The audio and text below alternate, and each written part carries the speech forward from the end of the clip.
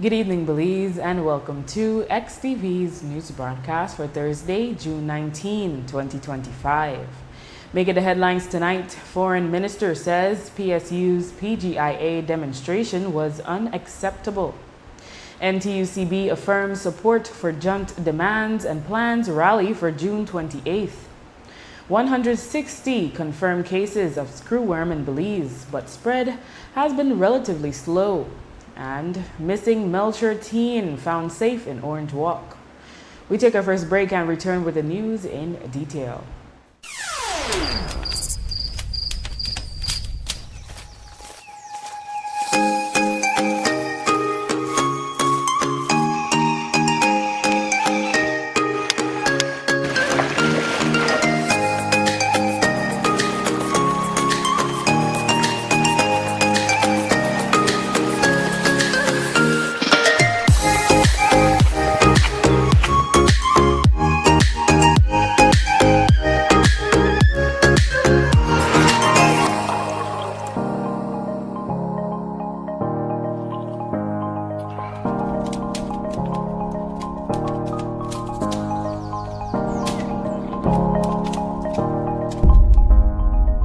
Explore the great outdoors with Benny's Quality and Savings.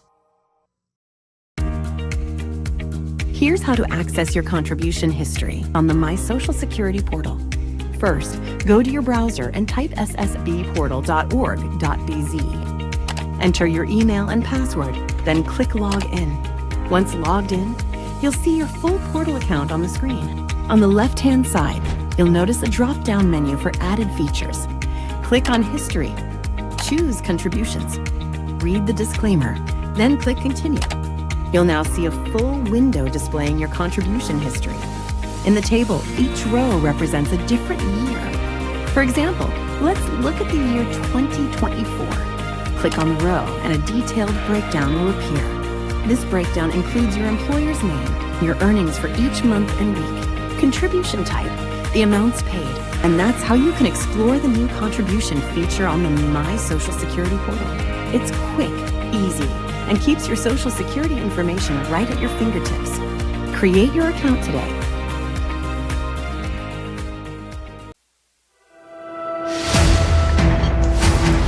At Atlantic Bank, we stand as more than just a financial institution.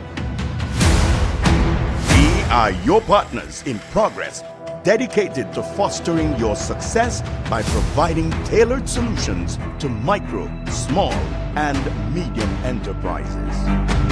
Your successes are our triumphs, and every success story deserves to be celebrated. We pledge to stand by you every step of the way. Today, we celebrate the values that define you with your unwavering dedication, steadfast commitment, boundless innovation, resolute work ethic, and unyielding ambition. We will navigate challenges, seize opportunities, and continue building the future together. Imagine getting rewards for your spending. Smart prepaid customers countrywide, it's time to level up with Smart Gains. Smart Gains are exclusive, limited time offers sent straight to your phone. We're talking irresistible rewards. You'll actually want extra credit, bonus data, and exclusive perks, all tailored to you.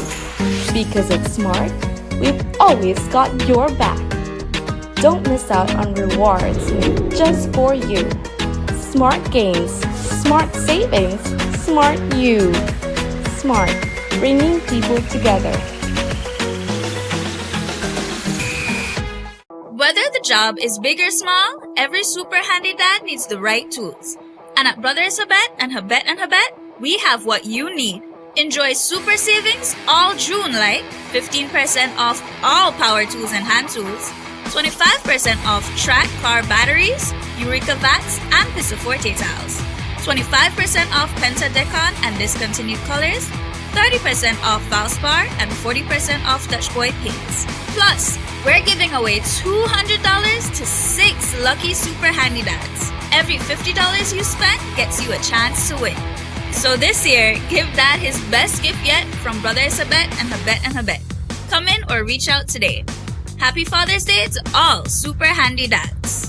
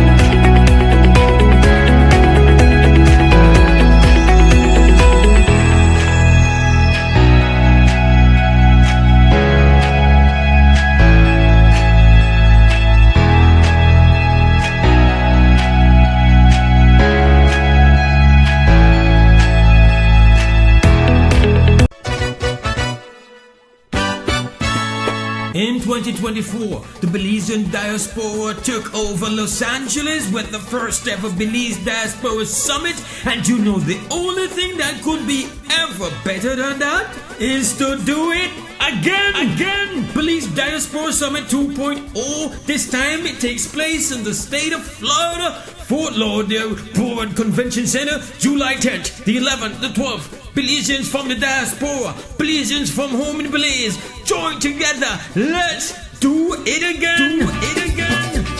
3 days, government services, clinics, business displays, kitty corner, pop-up trivias, panel discussions. There will be highlights for business mixers. There will be live performance. Racindio, Destiny Wagner is going to be there. There's going to be a live performance of Makobi. And you will have Immigration and Civil Rights Town Hall, special guest Kenneth Gibson, interview and book reading. There will be a wind-up reception, rhythms and rum. It's happening, Belize Diaspora 2.0, Florida, Fort Lauderdale Board Convention Center. Don't miss it.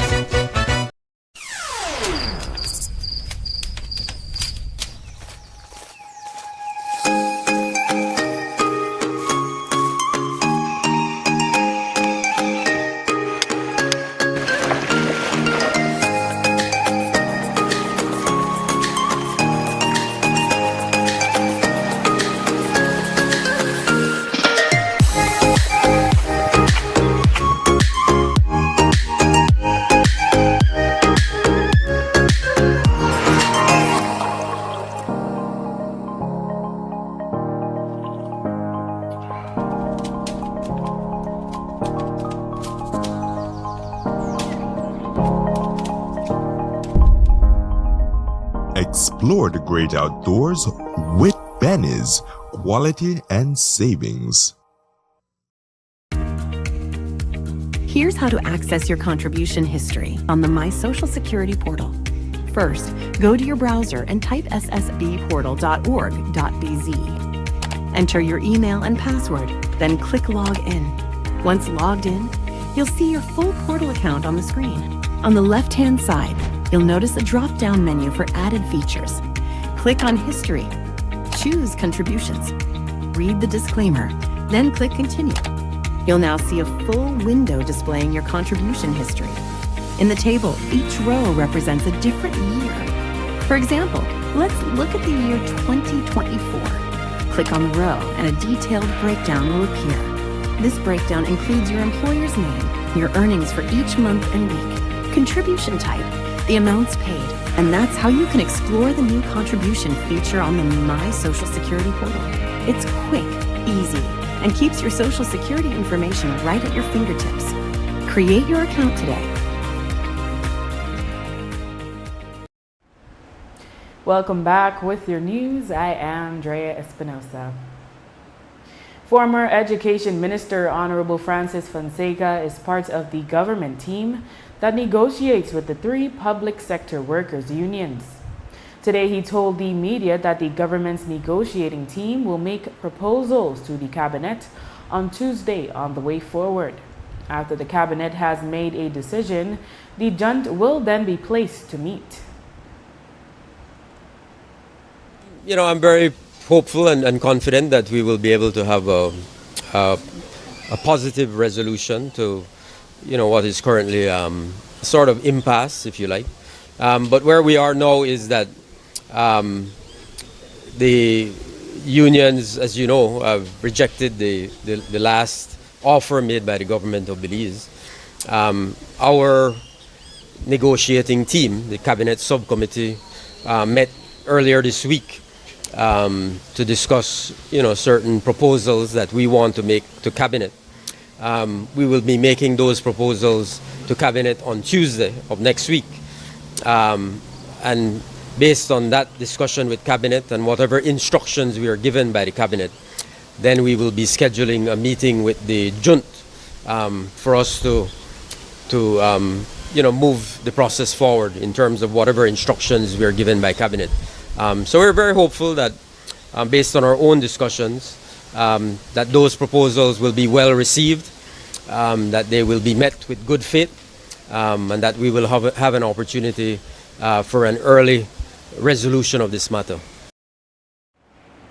Fonseca spoke about the PSU blocking access to the PGIA for a short period of time for 2 consecutive days now and called it unacceptable.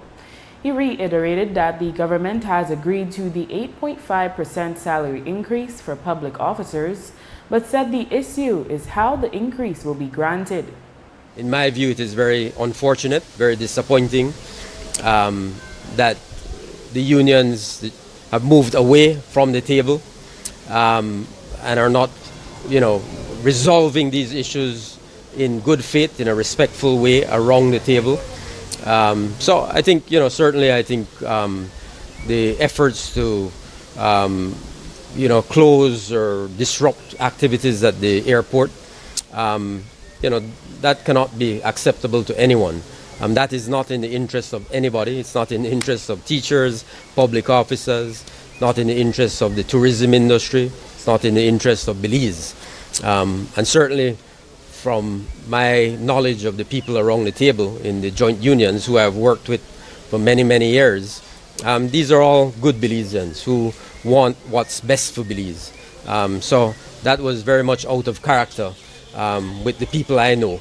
And I hope that that stops very quickly.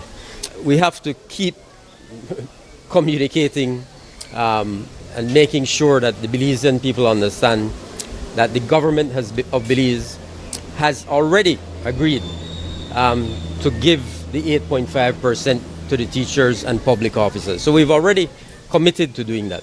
The issue is, of course, whether it is done in one single payment, one single raise, increase, or if it's done over a period of 3 years or 2 years or that sort of thing. So that, I want people to understand that we have already committed to that. There's no question about that. We have already said, listen, we know that the teachers and public officers deserve an increase, but let's try to do it in as responsible a way as possible. The National Trade Union Congress of Belize, NTUCB, this morning brought together a majority of leaders of its 10-member unions to lay at the feet of the government all that's not right in the labor landscape. They are calling for accountability and for government to honor their commitments and treat the workers right. At its conclusion, President Ella Waite announced their support for all the demands of the joint union's negotiating team and announced a massive rally to be held in Belize City on June 28 to advance those demands. You will notice we didn't come here today to just share our issues as workers, but to make serious recommendations to ensure good governance and ensure there is transparency and accountability in the use of public funds. When governments spend taxpayers' money equitably, there will be no need for workers on the street agitating for what is duly theirs. That's right. As unionists, as workers, you must always remember a fair day's pay for a fair day's work.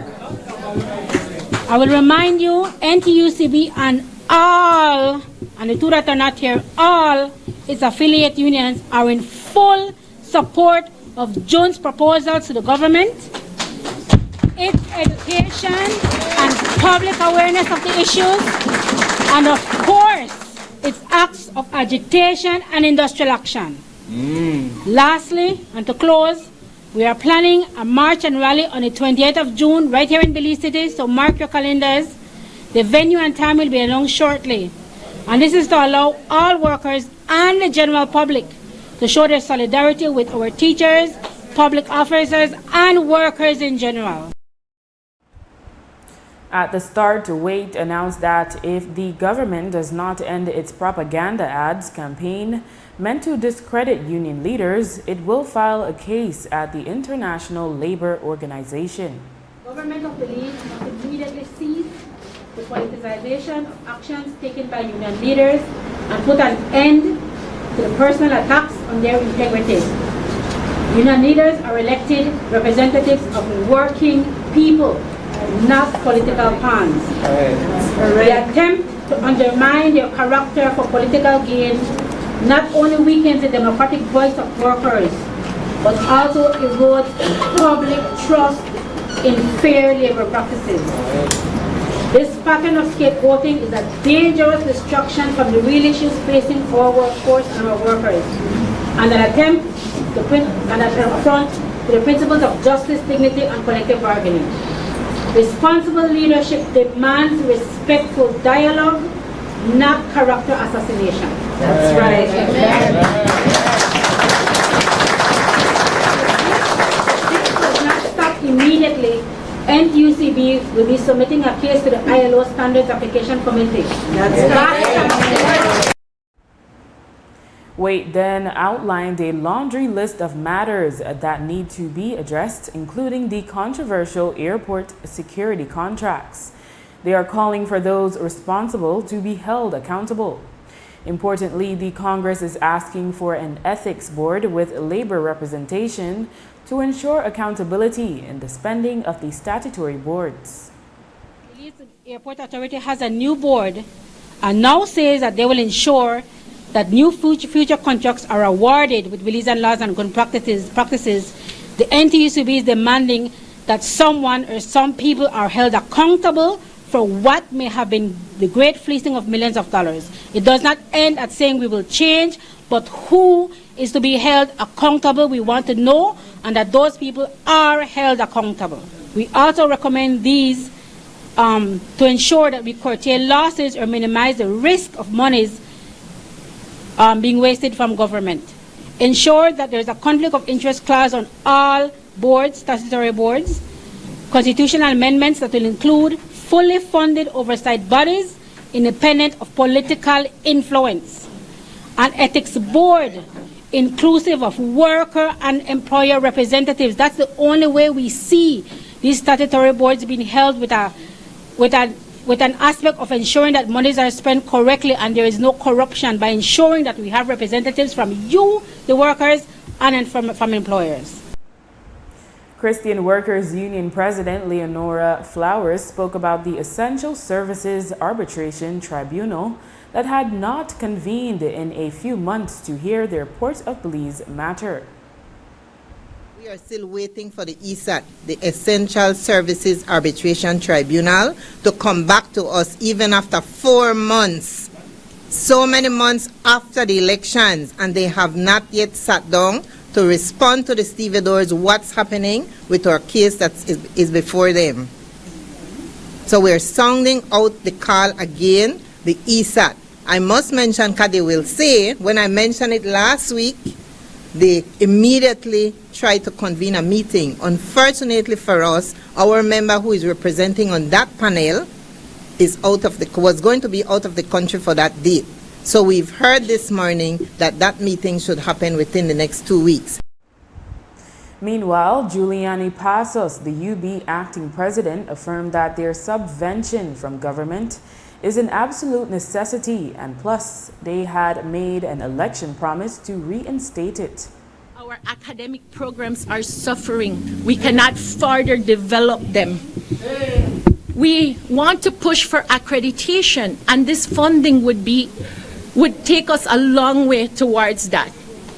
The infrastructure at the university is suffering. We need to move it on forward. We need to modernize our teaching. We want to increase our technology and our offerings, our laboratories, our medical facilities, so that we can provide better service to our students. Without this subvention, it adds greater pressure to the institution for us to increase tuition and fees. And this affects the public, it affects the students. And actually, it disenfranchises them, because the ones who become more affected are the low income and rural students. And we don't want that. So we ask that the increasing the subvention helps UB fulfill its national mandate in education, research, and development. So we say the time for promises has passed.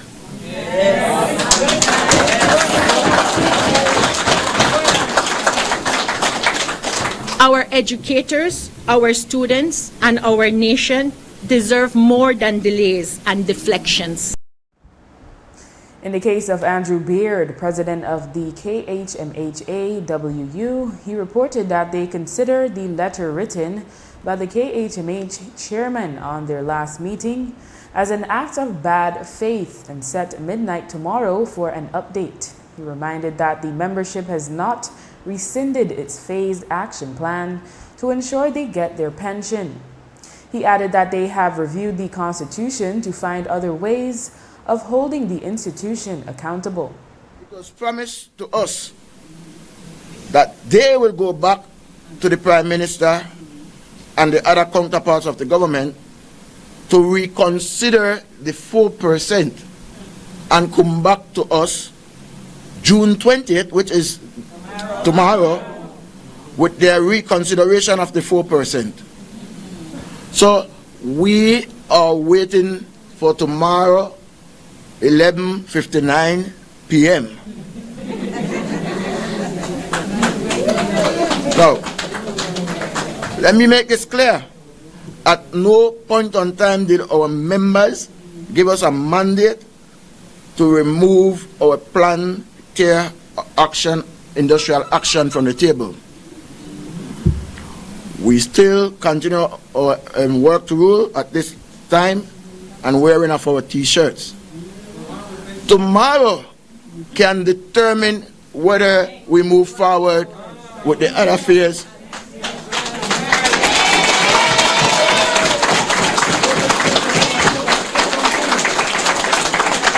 And that other phase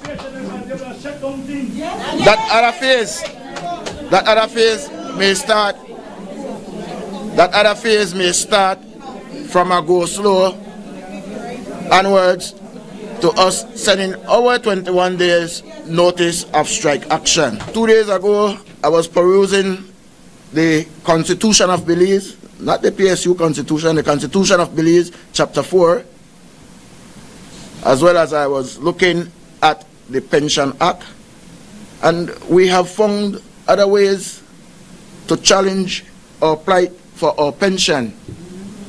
And we will use the law to the extreme, to the T, to the I that it allows us. We shall not be moved. Other speakers included the NTUCB Senator Glenfield Dennison, who focused on the 13th constitutional amendment, the president of the APSSM, and the president of the BNTU, President Nadia Martin Kaliz. We'll have more details on this in other stories and newscasts. 13-year-old Lizzie Suntekun, a Guatemalan student who studies in Belize, who had been reported missing earlier this week after not returning to school, has been found safe. Today, ASP Stacy Smith provided details. On Wednesday, 18 June 2025 at approximately 11 o'clock p.m., police visited a residence in Guinea Grass Village, Orange Rock District, where Lizzie Suntekun, a 13-year-old student of Guatemalan nationality, was located. Suntekun, who attends a school in the Cayo district, was reported missing on Monday, 16 June 2025, after she had not returned for the afternoon session of her classes. Police have since placed Suntekun, who is in apparent good health, in the care of the Department of Human Services. 3 persons have been detained in connection to this incident, and a file will be forwarded to the Office of the Director of Public Prosecution for their directives. How does the police department, well, what is the investigation so far as to how she ended up in the Orange Walk district? The information as it relates to this matter will be disclosed as it becomes necessary to disclose. You say whether detained, what nature of charges are you looking at, or detained on what grounds? Harboring a minor, kidnapping, what kind of charges are we looking at? Harboring a minor, and the Office of the Director of Public Prosecution will be the one that makes the ultimate decision as to the charges that are to be levied under the circumstances. Are you able to say if you've gotten in touch with the family in Guatemala? Yes, communications have been made with the family via the Human Services Department. And so she'll be returned back home? That is a decision that will be made, but I anticipate that to be the case. After the break, Florida Consulate says it won't attend Diaspora Summit due to Trump deportations. Stay with us.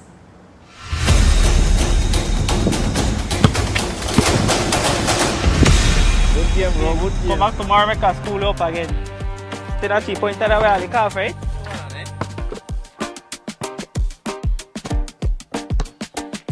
Hola. Why? You alright? Something wrong, yeah? Something have to wrong because you're well distracted. No, man, at the top of the street light. The one there around my areas, nice and pretty. Watch how this one look dull and orange. Because this one, the HPS. So if you see any other old fixture, report it to BL, and BL will change it to the bright LED one. Then you see one where you talk about, just like that. But how you do that? The thing easy. Make I show you something. All you need for do, to go in your BL app and click the option where say street light fault, enter your location, put in the 7-digit number from the pole, press report, and left the rest to BL. Just like that? Just like that. Have an old fixture? Report it today using our BEL 24/7 app, bringing you a brighter tomorrow. Nando's Wholesale is your market leader in Belize's wholesale industry when it comes to high-quality products at the most reasonable and competitive prices. With over 40 years in the wholesale business, Nando's Wholesale embraces the partnership of the hotel industry in Belize by providing world-renowned brands in wines, seasonings, condiments, and cleaners in industrial sizes, as well as small and large kitchen appliances and equipment. Nando's also takes pride in providing one of the quietest and most durable air conditioning systems in Belize with technical support and spare parts. Nando's Wholesale. Professional, reliable, effective, and prompt. Nando's Wholesale always delivers. Visit us at www.nandos.bz or send an email to nandos@nandos.bz.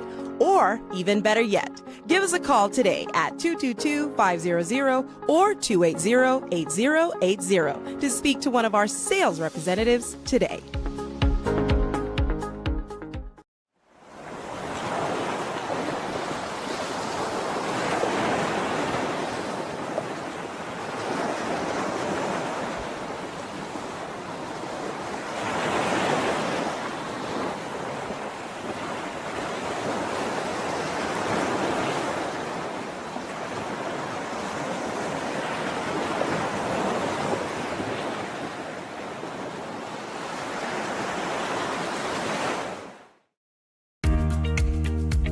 Here's how to access your contribution history on the My Social Security portal.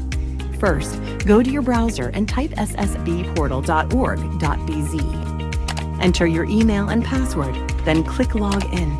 Once logged in, you'll see your full portal account on the screen. On the left-hand side, you'll notice a drop-down menu for added features. Click on History. Choose Contributions. Read the disclaimer, then click Continue. You'll now see a full window displaying your contribution history. In the table, each row represents a different year. For example, let's look at the year 2024. Click on the row and a detailed breakdown will appear. This breakdown includes your employer's name, your earnings for each month and week, contribution type, the amounts paid, and that's how you can explore the new contribution feature on the My Social Security portal. It's quick, easy, and keeps your Social Security information right at your fingertips. Create your account today. Welcome to Design Depot, where you'll find premium quality products from trusted brands, all in one place.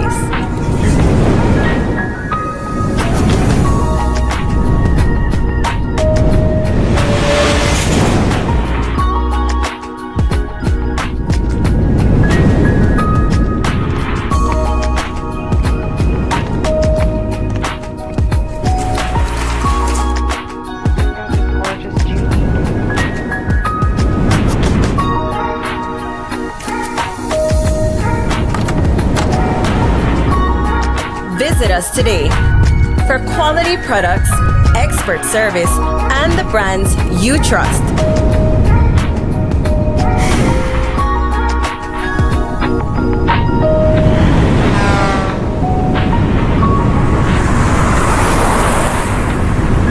Design Depot, all in one place.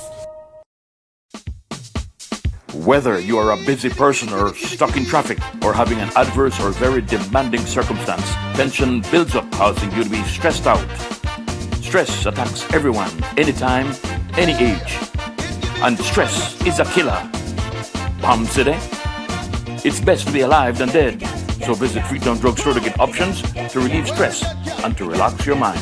This time, what can I do for you today? I'm so stressed out. Okay, I'm saying I hit up right now. When I this daily, for 10 days, I am good after that, okay? Okay.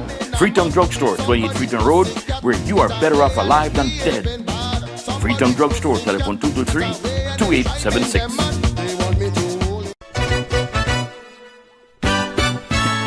In 2024, the Belizean diaspora took over Los Angeles with the first ever Belize Diaspora Summit, and you know the only thing that could be ever better than that is to do it again. Belize Diaspora Summit 2.0. This time it takes place in the state of Florida, Fort Lauderdale Board Convention Center, July 10th, the 11th, the 12th. Belizeans from the diaspora, Belizeans from home in Belize, join together. Let's do it again. 3 days, government services, clinics, business displays, kitty corner, pop-up trivias, panel discussions. There will be highlights for business mixers. There will be live performance. Racindio, Destiny Wagner is going to be there. There's going to be a live performance of Makobi. And you will have Immigration and Civil Rights Town Hall. Special guest Kenneth Gibson, interview and book reading. There will be a wind-up reception, rhythms and rum. It's happening, Police Dashboard 2.0, Florida, Fort Lauderdale, Power Convention Center. Don't miss it. We begin our second segment with some unfortunate police news. A student from Hattieville lost his life in an accident this morning involving a Floralia bus. Here is ASP Stacy Smith. Police have issued a notice of intended prosecution to Yorde Salazar, the driver of a U-Tongue bus belonging to Floralia Bus Company that was involved in a fatal traffic accident which claimed the life of 16-year-old Terrell Caleb Cardenas, a Belizean student of Hattieville Village, Belize District. The accident occurred at approximately 10:30 a.m. today, 19 June 2025, between miles 16 and 17 on the George Price Highway. Initial investigation revealed that Cardenas was riding a bicycle from the direction of Hattieville to Belize City, and it is alleged that he abruptly made a left turn onto the highway into the part of the bus that was traveling to Belize City when the fatal collision occurred. Police investigation continues.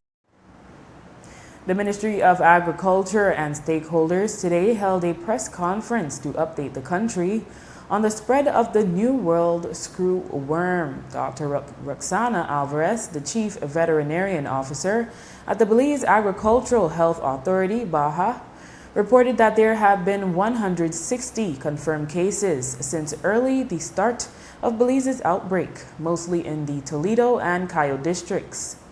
She shared more statistics. We have had a cumulative total of 160 confirmed cases. This started in Criquesarco in the Toledo district and has spread across southern and central Belize. At the end of epidemiological week 24-25, June 14th, or last Saturday, we had 35 communities affected in the Toledo district, 5 in the Stan Creek district, 29 communities in the Cayo district, 4 in the Belize district, and 4 communities in the Orange Walk district. The case distribution is as follows. Toledo, 90 cases. Stan Creek, 5. Cayo, 57. Belize district, 5. And the Orange Walk district, 2. Within the past 2 weeks, 2 cases have appeared in the Orange Walk district, and the epidemiological investigation is ongoing. The delimited surveillance area is that of 3 miles or approximately 5 kilometers surrounding the affected establishments.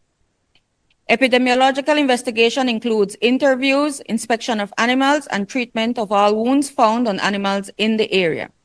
So far, no additional cases have been found. Dr. Alvarez explained that the movement of animals is being controlled so as to prevent further spread to non-affected areas. The movement of animals has not stopped. It is instead regulated under SI 143 of 2024, Prevention, Control, and Eradication of New World Screwworm, Cochleomia omnivora. The movement of animals is being controlled through the statutory instrument that allows for the inspection of animals and certification before their movement. All persons desiring to move any small stock or livestock must contact a BLPA officer who must carry out a physical inspection of the animals to be moved. It is important to note that for movement within the infested zones of South and Central Belize, otherwise known as the Toledo district, the Cayo district, and the southern portion of the Belize district, these animals must be inspected, and the New World Screwworm Health Inspection Certificate must state if the animal comes from an infested establishment. Animals moving from the infested area to the uninfested area must be inspected and treated with ivermectin in the presence of the designated inspector, and the New World Screwworm Health Inspection Certificate must state if the animal comes from an infested establishment. To be clear, the northern portion of the Belize district, the Orange Walk district, and the Corozal district are considered the uninfested northern zone since there have only been isolated cases. There is an animal movement control point at San Hill in the Belize district to verify that the animals moving to this zone have gone through the necessary process and are compliant. These controls have been in place since March 20th and are not being changed today, but remain under constant review. Zoe Zatina, the Managing Director of the Belize Agricultural Health Authority, BAHA, explained that while the numbers may seem alarming, they are way below what is being experienced in the region. She also shared more information on the animal movement control point in San Hill, Belize District. Belize is just about 6 months into our control measures, and we have seen significantly less spread. Like Dr. Alvarez mentioned, most of our cases are still in Toledo and Cayo districts, 90 and 57 respectively. And with the implementation of an animal movement control point in San Hill, we have been able to keep the northern region controlled or uninfested. For this reason, the movement of animals and pets northward beyond the San Hill checkpoint requires documentation review, inspection, and possible treatment as outlined by the Technical Director of Animal Health. Belizean consulates in the United States have come under criticism from members of the diaspora who have stated that the consulates are taking a hands-off approach to the Trump deportations as compared to consulates from other Central American countries who are providing legal and humanitarian support, among others. This includes helping detainees understand their rights and providing legal guidance. Minister of Foreign Affairs Francis Fonseca told us, quote, "Our embassies and consulate offices do provide guidance and support where it is requested and possible. Our offices are small and we can't provide legal advice through those offices, but we do provide support and guidance on where proper legal advice can be obtained," end quote. We had also reached out to the minister about the decision of the Florida consulate not to participate in this year's Belize Diaspora Summit, citing the possibility that the event can become a site for the detention of diaspora Belizeans. He was asked about this today. Yeah, I'm not aware of that at all. Certainly our instructions to them, if that is the case, our instructions to them will be that they need to participate. I wasn't aware of that. I had heard something mentioned yesterday, but certainly that's not the position of the ministry. Our embassies or consulates across the U.S. and are there to support the efforts of our diaspora. So we certainly expect them to be there to support that initiative, as well as different departments of government, including the immigration department, will be there to provide services to our Belizeans who are living in that community. And what services would this be, or what are expected to be? Well, I think the immigration department has done it, I think, the last 2 years, or certainly last year. And what they do is, of course, process passports, renewals, provide information, advice, that type of thing, take applications. Some people are applying for nationality, different things. So they're there to provide full services for those communities. In this case, it's in Florida. So they'll be there to provide whatever services are required to the community. Honorable Francis Fonseca today clarified what the government's position on pension reform and retirement age is. As he said, there is a lot of misinformation being spread to the public. He said that a proposed change could mean only new hires from a set date could be expected to contribute towards a pension scheme. He said that Belize is the only country in the region with a non-contributory pension scheme, which he said is not feasible. There's a lot of misinformation out there about pension reform.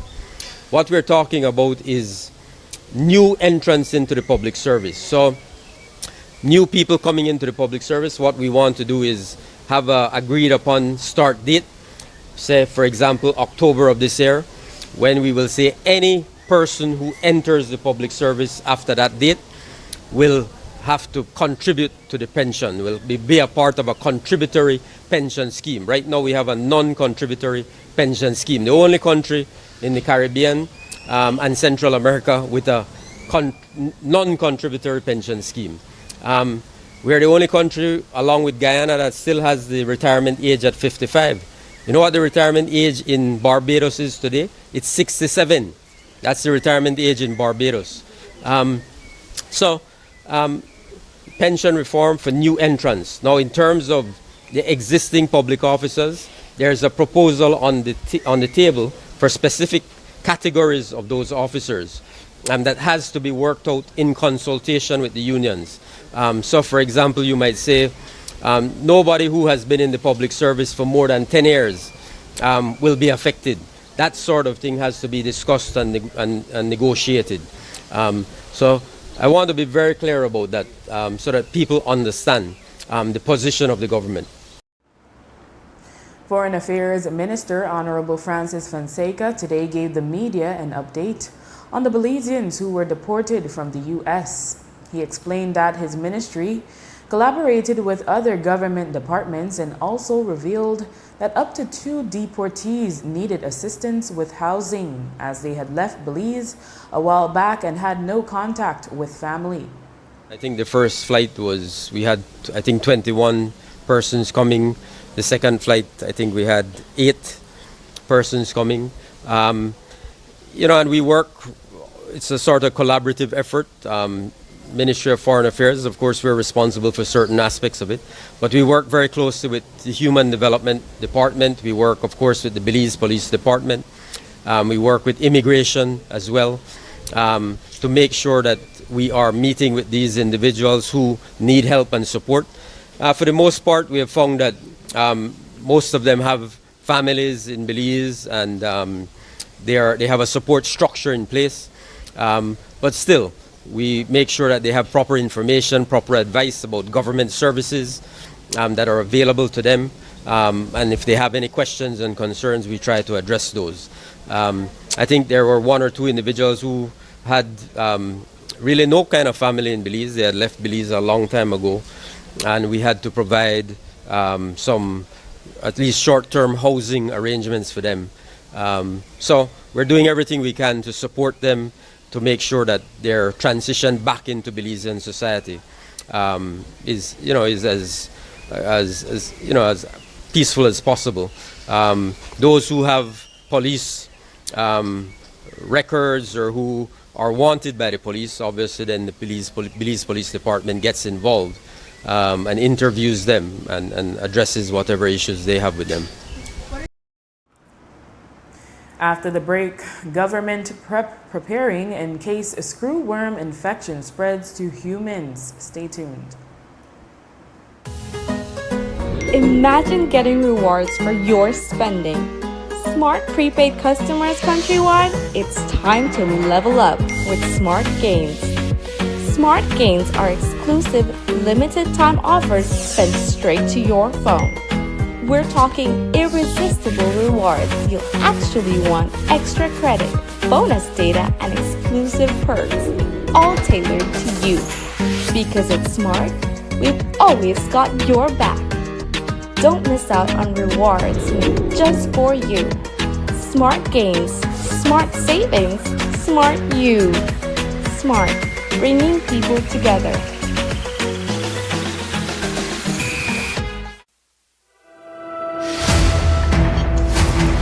At Atlantic Bank, we stand as more than just a financial institution. We are your partners in progress, dedicated to fostering your success by providing tailored solutions to micro, small, and medium enterprises. Your successes are our triumphs, and every success story deserves to be celebrated. We pledge to stand by you every step of the way.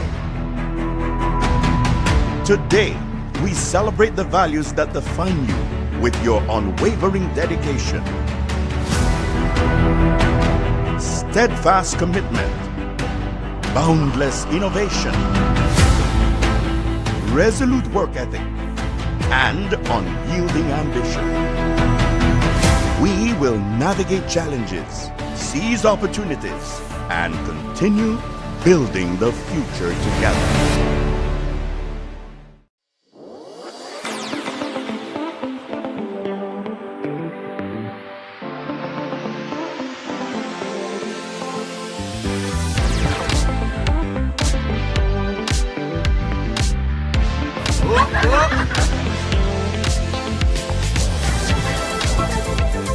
Earn V-Bucks and get a chance to win a $10,000 homecation with Benny's.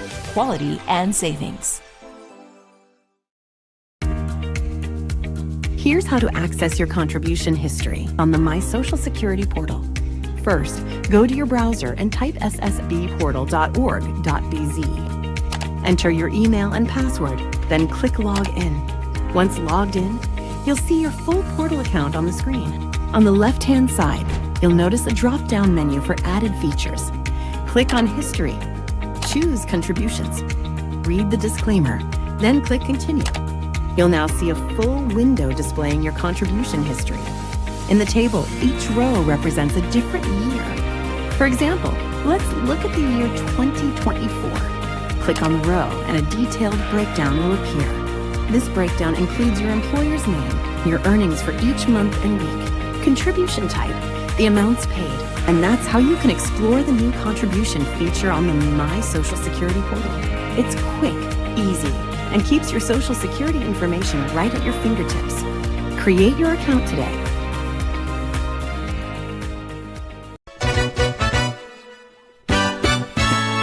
In 2024, the Belizean diaspora took over Los Angeles with the first ever Belize Diaspora Summit. And you know the only thing that could be ever better than that is to do it again. Belize Diaspora Summit 2.0. This time it takes place in the state of Florida, Fort Lauderdale Board Convention Center, July 10th, the 11th, the 12th. Belizeans from the diaspora, Belizeans from home in Belize, join together. Let's do it again.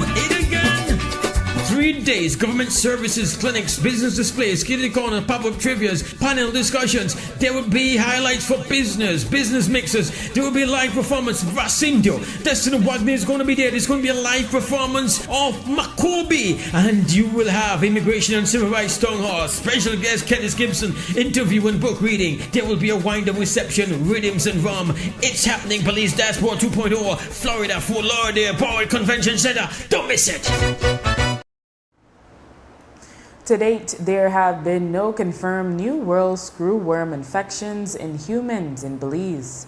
However, there have been reported cases in Nicaragua and Mexico. Today, the Minister of Agriculture, Honorable Hasemai, told the media that they will seek to have Nicaraguan doctors who have experience with battling the infection to share their knowledge with doctors in Belize so they are prepared should human infection be confirmed here. In the event that it appears in a human being in Belize, we have to address it quickly. OIRSA is prepared to bring in doctors, medical doctors from Nicaragua, to share their experience with all medical doctors in Belize as it pertains to screwworms affecting humans. They have a lot of experience dealing with it. We don't want to be faced with a situation where we have it and we don't know what to do with it. And so we have made contact with CEO in the Ministry of Health and informed him that OIRSA is prepared to finance the doctors to come to Belize and share their experience with all Belizean medical people so that they can have an understanding of how to deal with this matter. Not to say that they don't know how to do it, but to share the experience that they've had in Nicaragua and other countries. So I think, to me, that is very important. Looking after our pets, which are very close to us, and the incidences of screwworms in humans. In more news from Baja, Dr. Roxana Alvarez, their chief veterinary officer, explained that the New World screwworm infections have not only been spreading in cattle, but also in dogs, pigs, horses, sheep, and goats. However, it is the spread in dogs, which is almost as high as in cattle, that is of great concern. Extremely concerning for us is that there is a marked increase in New World screwworm cases in pets, particularly in dogs. On June 14th, we had 59 cases in cattle, 54 cases in dogs, 23 cases in pigs, 17 cases in horses, 5 cases in sheep, and 2 cases in goats. Of our 160 cumulative cases, 55 are active cases with wounds in the process of healing. Notably, in the past 4 weeks, we have had 20 new cases in dogs. Even more concerning is that the owners of these dogs seem not to be aware of when infestation occurs and only notice when there is a large gaping wound. We are calling on all pet owners to carefully inspect their dogs and cats as diligently as small stock and livestock producers are doing.